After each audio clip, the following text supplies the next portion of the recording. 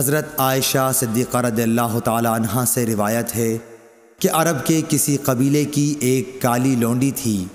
انہوں نے اسے آزاد کر دیا تھا اور وہ انہی کے ساتھ رہتی تھی۔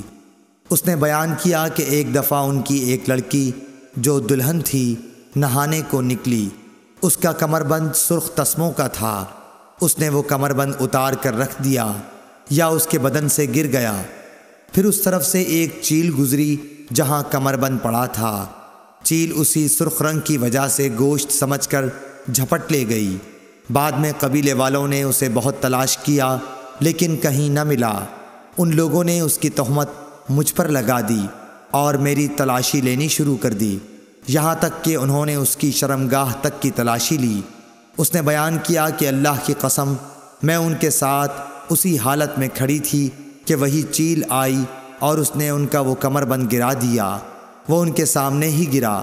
میں نے اسے دیکھ کر کہا، یہی تو تھا جس کی تم مجھ پر تہمت لگاتے تھے۔ تم لوگوں نے مجھ پر اس کا الزام لگایا تھا حالانکہ میں اس سے پاک تھی۔ یہی تو ہے وہ کمربند۔ اس لونڈی نے کہا کہ اس کے بعد میں رسول اللہ صلی اللہ علیہ وسلم کی خدمت میں حاضر ہوئی اور اسلام لائی۔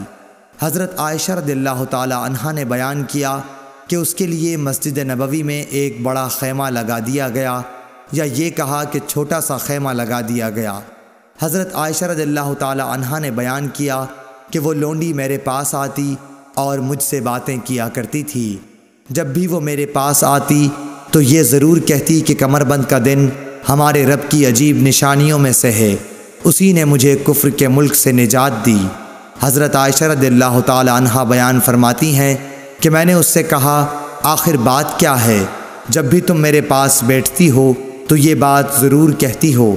آپ نے بیان کیا کہ پھر اس نے مجھے یہ قصہ سنایا۔ صحیح بخاری حدیث نمبر 439۔